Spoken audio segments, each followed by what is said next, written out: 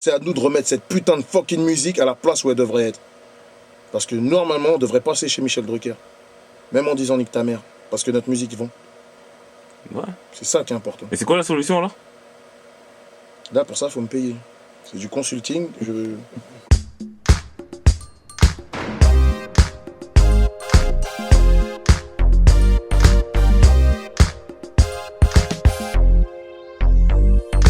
Salut à tous, bienvenue dans l'épisode 7 de Fif Story. Aujourd'hui, j'ai choisi de vous parler du rappeur Salif.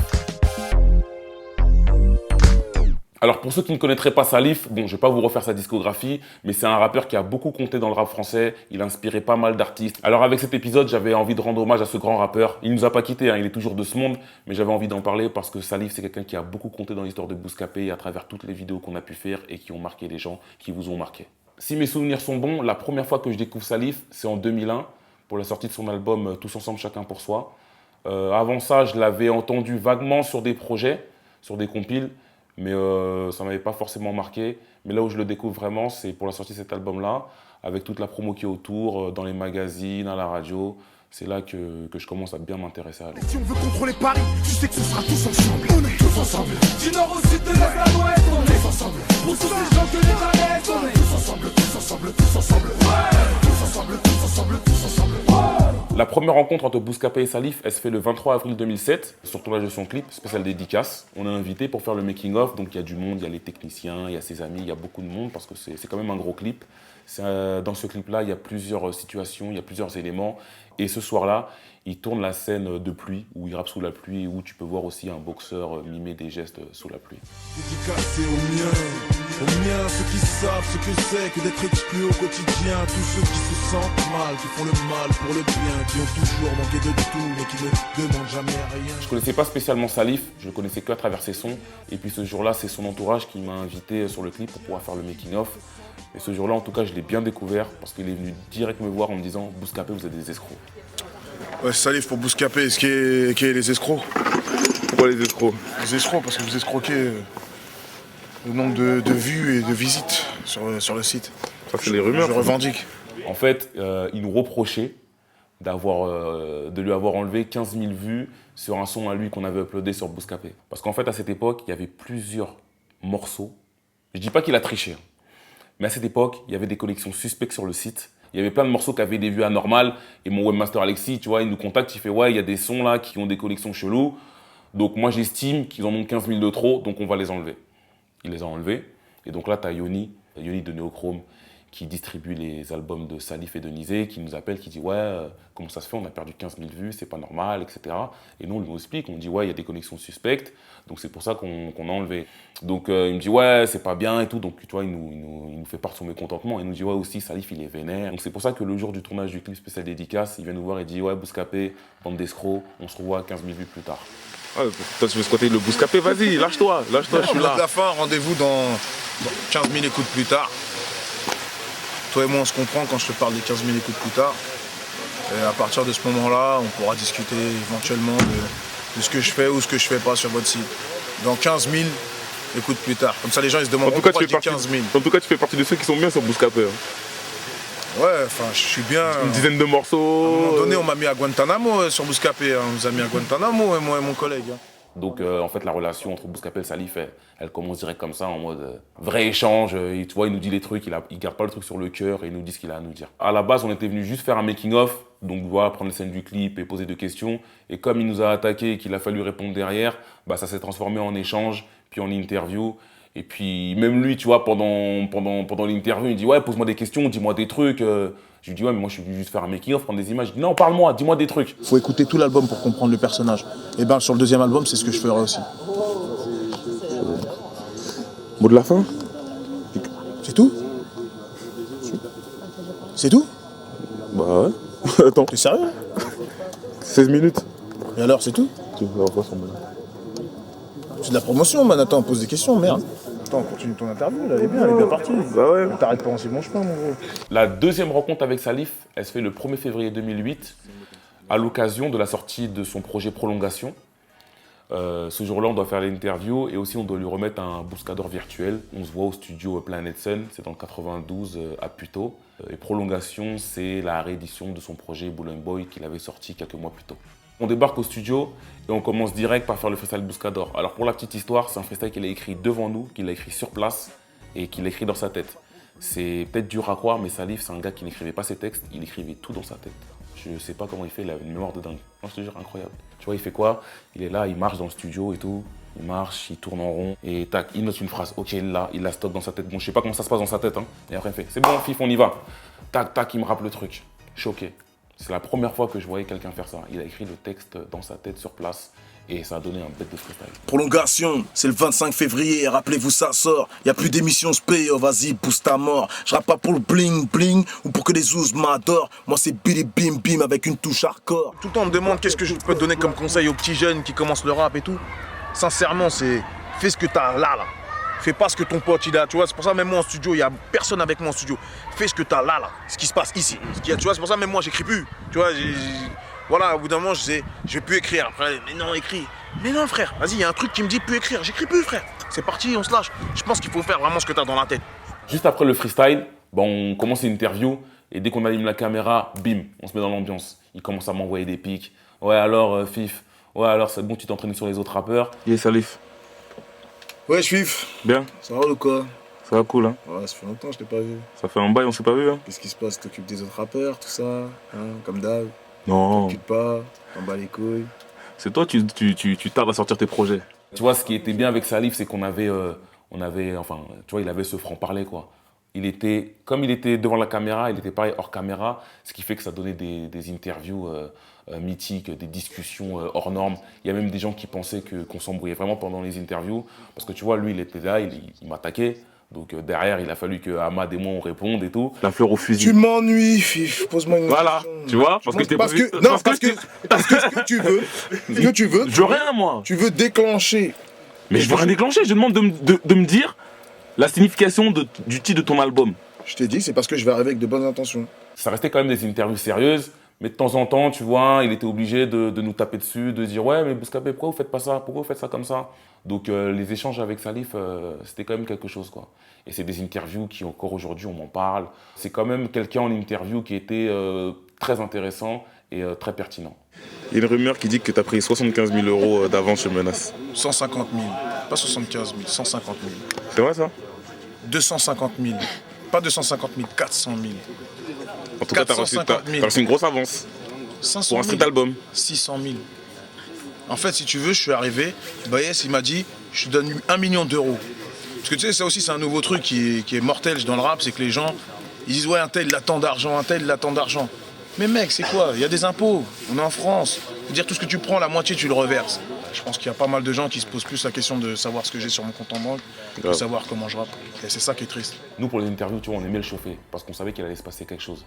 Et que lui, avec son franc-parler, il démarrait direct. Et il y a plein de gens qui pensaient qu'entre nous, il y avait de l'animosité, qu'on s'embrouillait pendant les interviews, tellement que, tu vois, quand il parle vrai, lui, il parle et il sourit pas. Quand il dit ce qu'il a à dire, il le dit, et tu penses qu'il est énervé, alors que pas du tout. Mais l'année dernière aussi, tu avais dit que ton album devait sortir. Eh ben voilà, je dis ce que je veux. Attends, poteau, quand les caméras se pointent sur les gens, on dirait je suis accusé. On dirait tu viens, tu me fais un jugement. T'avais dit que, ouais, j'ai dit que, et j'ai changé. Qu'est-ce qu'il y a? Tu vas me tuer, je vais me zouguiller, quoi. Normal, poteau, tranquille. J'ai dit que ça s'est pas fait comme ça. Et encore, si je me rappelle bien de l'interview qu'on avait fait, là, que tu m'avais fait voler pendant mon clip, je t'avais dit que si ça prend du retard, je t'ai dit ça. Si ça prend du retard, c'est qu'avec la maison de 10, ça s'est pas goupillé. J'ai dit une connerie de ce genre, tu vois ce que je veux dire ou pas? Ouais, sûrement. C'est ce qui s'est passé. L'exercice de l'interview, c'est pas une chose facile, parce que des fois, tu peux tomber sur des mecs qui n'ont pas envie de faire des interviews, qui sont pas à l'aise devant la caméra et qui n'ont pas spécialement des choses à dire, qui n'ont pas envie de développer. Et puis des fois, tu tombes sur des gens qui prennent du plaisir à parler, qui ont envie de dire des choses, développer plein de thématiques. Et du coup, Salif, il fait partie de ces gens-là où tu sais que quand tu vas faire une interview avec lui, bah, tu vois, c'est quelqu'un déjà très intelligent, qui a de la jugeote, qui a envie de parler, qui a envie de transmettre des choses.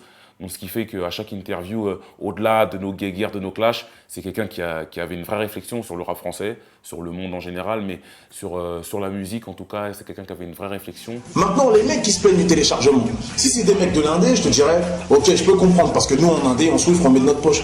Mais si tu regardes bien, les mecs qui se plaignent du téléchargement, c'est ceux qui vendent déjà 400 000 ou 300 000. Tu vois le truc de ouf ou pas? Ça veut dire les mecs, ils sont en train de pleurer pour du bonus.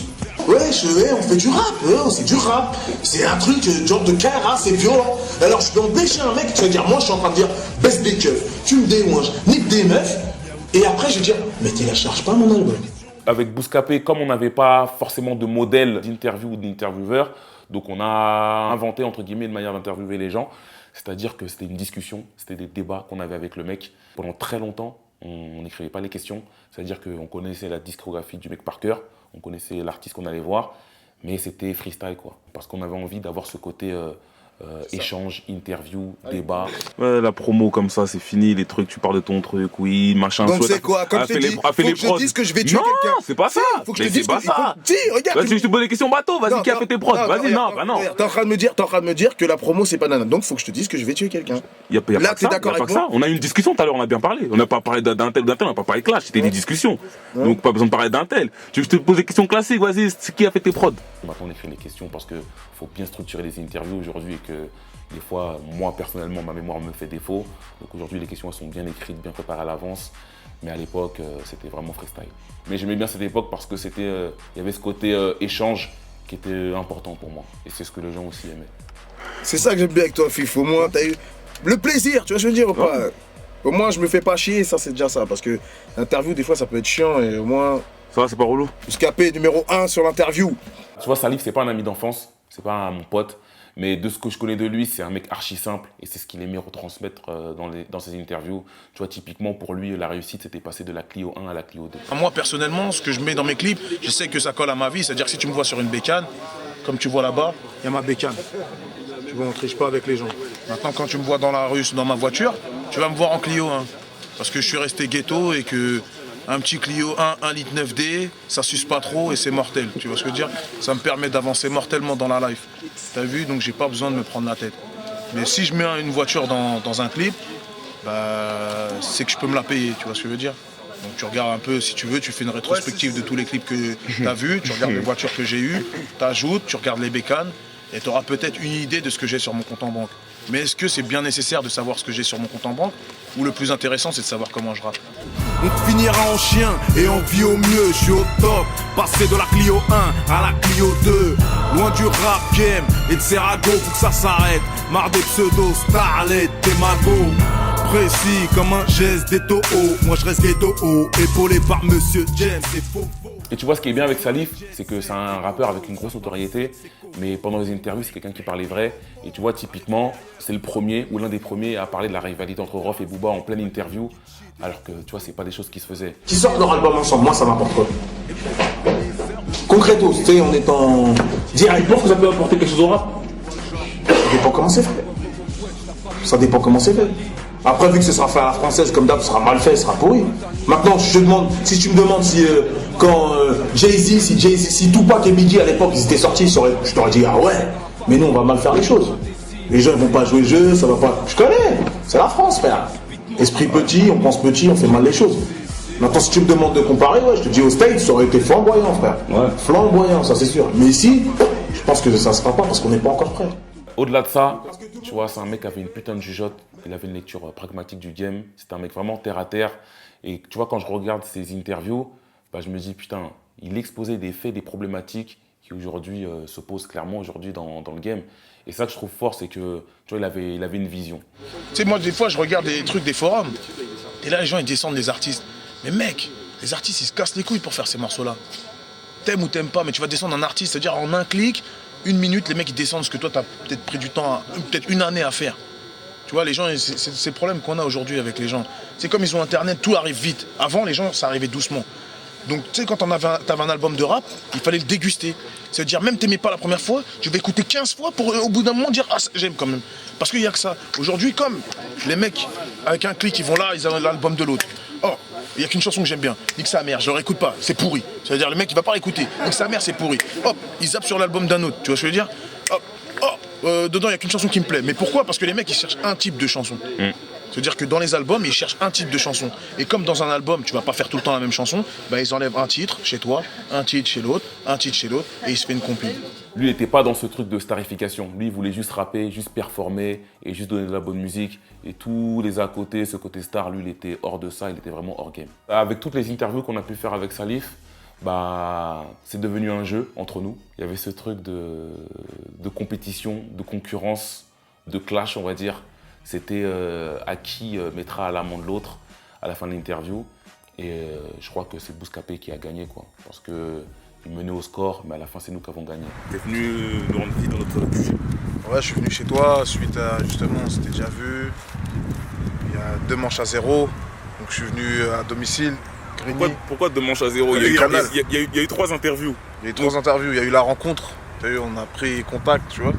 Après, il y a eu la deuxième interview qui s'est révélée catastrophique pour toi au studio. Et la troisième où bon, vas-y, là, il n'y avait pas photo. Moi, j'ai décidé de t'accorder une belle, de me rendre compte si tu avais pu voir des rappeurs, Je suis pas d'accord discuter, tout ça. Tu vois, je veux dire, on peut avoir un peu de répartie, trouver de la répartie, tout ça. Et après, je suis revenu, quoi, je suis venu te voir. Pour moi, il y a un partout. Hein. Donc là, c'est la belle. Et puis, tu vois, nos interviews, elles ont tellement marqué les gens qu'il y a des sites qui l'appelaient et qui disaient « Ce que tu as fait avec Bouscapé, on aimerait bien que tu nous le refasses. » Mais c'est pas un truc sur commande, en fait. L'échange qu'on avait entre lui et Bouscapé, c'était dans le feu de l'action, c'était réel. Mais les autres médias voulaient vraiment des interviews comme Bouscapé. Ouais, énerve-toi comme ça. Et tu vois, nous raconter ça, ça nous égolerait parce que toi, on trouvait ça débile. Donc, c'est ça qui était marrant. Pour moi, personnellement, il y a eu 2 Salif. Il y a eu le Salif début des années 2000, à l'époque où il sort son premier album, et tu as le Salif 2007-2008. Moi, personnellement, je préfère le Salif version 2007-2008, où là, il est en mode Kaira, tu vois, et j'aime sa manière de rapper, son grain de voix, et moi, c'est là qui m'a le plus marqué. À l'époque, j'écoutais, mais sans plus, mais là où j'ai vraiment kiffé Salif, c'est dans cette période-là, la période Boulogne Boys, la période prolongation, c'est là que Salif était à son max pour moi. Certitude, ghetto you, qui dit quoi, qui fait quoi, et pas rap, dans les mêmes en bas de chez toi. Élevé, frères et sœurs, à la ghetto you, on vit, on meurt à la ghetto you.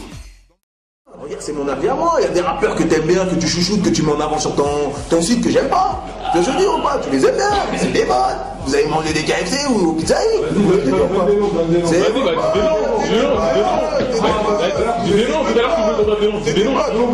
Les mecs, vous me dites, attends, là je vois que, regarde, toi je te sens un petit peu en galère, je vois ton collègue qui veut venir avec moi. Non! Attention les mecs, si vous mettez un peu sur moi. Pendant l'interview qu'on a fait pour la sortie de l'album de Nizé, à un moment, il nous reproche, il nous dit oui, ouais, vous mangez avec des rappeurs, vous avez plein de copains dans le rap et tout. Mais ce que les gens ne savent pas, c'est qu'en 2010, après le Parc des Princes de NTM, donc Salif a assuré la première partie, après le Parc des Princes, on est partis manger tous les 2 ensemble. Et cette relation que Bouscapé a avec Salif, on l'a pas eu avec beaucoup d'artistes. Le seul artiste qui est dans cette veine-là, pour moi, c'est Lino. Voilà, c'est le mec à chaque fois qu'on se voit, on se clash, il se passe toujours un truc. Et tu vois, Salif et Lino, pour moi, c'est les 2 mêmes profils. Et c'est des gens qui sont passionnés et à chaque fois, on a des vraies discussions. Bon, Boris, est-ce que tu peux nous chanter les 2 premières mesures de 95 rue Borsalino, extrait de ton album Paradis Assassiné, sorti en 2005. Ton album solo. Là, tu l'as chauffé, lui. Bouscapé est dans la maison. Je te jure que je peux pas. Donc, Salif, c'était un plaisir de collaborer avec lui. Là, il s'est retiré du rap depuis pas mal d'années. Je suis désolé, je vais faire des déçus, mais tous les gens qui espéraient ou qui espèrent le voir revenir au devant de la scène, ben, il ne reviendra pas. Lui, il est déterminé dans son truc. Là, il a sa nouvelle vie, il est bien là où il est dans d'autres business.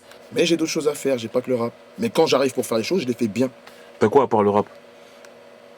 Et attends mon pote, tu veux qu'on aille chez les keufs ensemble? Je fais une dépôt, tu travailles chez eux, quoi? C'est quoi le truc? Mais en tout cas, pour les gens qui ne connaissent pas trop un peu sa discographie, je vous invite vraiment à aller check parce que c'est quelqu'un de très fort et de très bon.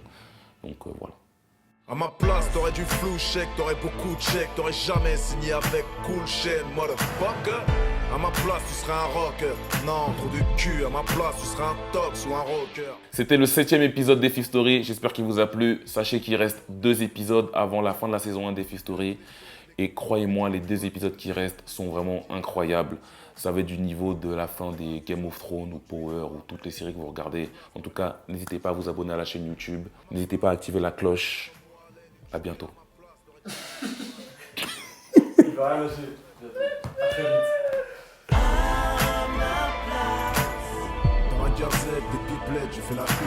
T'inquiète, je m'en charge. J'ai la haine du revanchard. On est retourné, putain. Ah, je suis fatigué. J'en ai marre de faire des exclus pour Bouscapé à chaque fois. Putain.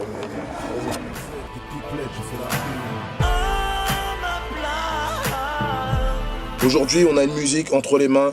On a un peu fait n'importe quoi. C'est à nous de récupérer ce truc-là. c'est quoi Et les comme je solutions vous disais aux médias aussi, n'oubliez pas, les rappeurs sont les boss. Si demain les rappeurs arrêtent de rapper, vous allez avoir du mal à faire des interviews et à mettre des morceaux sur vos sites. Je suis VIP dans les checkers, je m'en bats les couilles de ta liste, moi. Loin des médailles, je me méfie des scènes et des... Tu fais le mytho, tu mets des lunettes, tout ça, hein? Attends, excuse-moi, Oups. Bombardino, je suis avec Fif Tarabousca P. Alors, tu fais le mytho, tu mets des lunettes, tout ça? Dédicace, c'est triste. Viens pas dans cette cour, MC, la place est prise. Après, c'est vrai, peut-être les gens, comme d'habitude, j'avais là un peu l'habitude de les harceler avec du son. Peut-être ils sont en manque de la dope. Ils ont besoin de la dope dans leur corps. Elle va arriver bientôt la dope, mon pote, t'inquiète. Dans la gazette, des pipelettes, je fais la une. Ce sont mes choix, poto. Crois-moi, poto. Dans la gazette, des pipelettes, je fais la une. Chacun de mes choix.